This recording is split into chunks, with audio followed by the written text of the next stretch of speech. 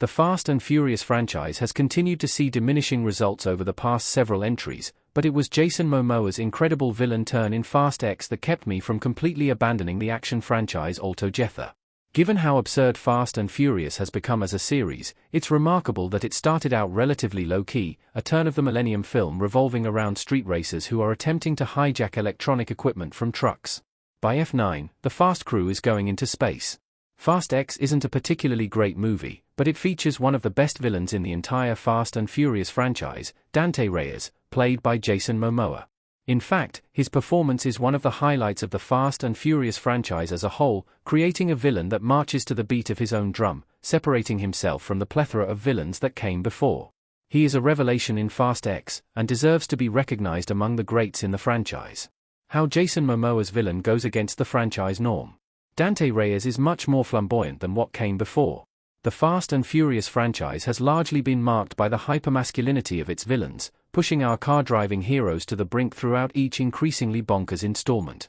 For the 11th film in the Fast and Furious franchise, Fast X tries something a little bit different, enlisting the talent of Jason Momoa to play a much different type of villain than what came before.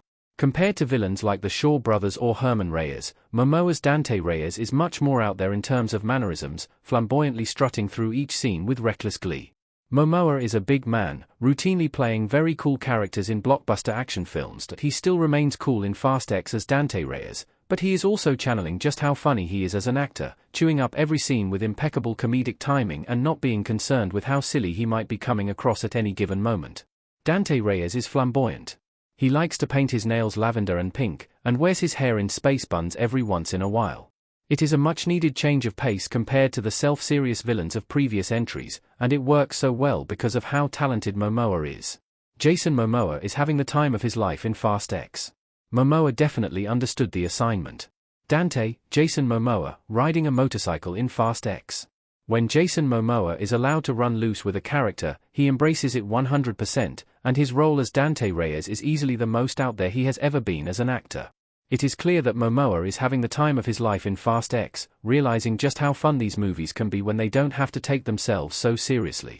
In fact, it's possible that Momoa is the only actor in the film who knows just how silly the franchise has become, and it feels like he approaches his character with that knowledge. It certainly feels that way to me, as Momoa is easily my favorite villain in the franchise despite not necessarily caring for the film as a whole, and even where the franchise has ended up. Even so, Momoa being so over the top compared to almost everyone else in the movie is what makes his performance so good, actually. Perhaps it is because it was his only appearance in the Fast and Furious franchise, but Momoa feels like he genuinely loves being there, compared with the weariness other actors carry themselves within the later entries. What Jason Momoa has said about playing the villain in Fast X. It was the funnest role of his career. Jason Momoa Lavender Car Fast X. After being in other major franchises like Game of Thrones and the DCEU, it felt like it was only a matter of time before Jason Momoa would appear in a Fast and Furious movie, given how much he physically feels like he fits right into that masculine world. In an interview with Rotten Tomatoes, Momoa claimed that Dante Reyes was probably the funnest role I've ever played. This definitely comes across during every scene he has in Fast X, truly setting himself apart from other villains in the franchise and even most of the other characters he has played in his career.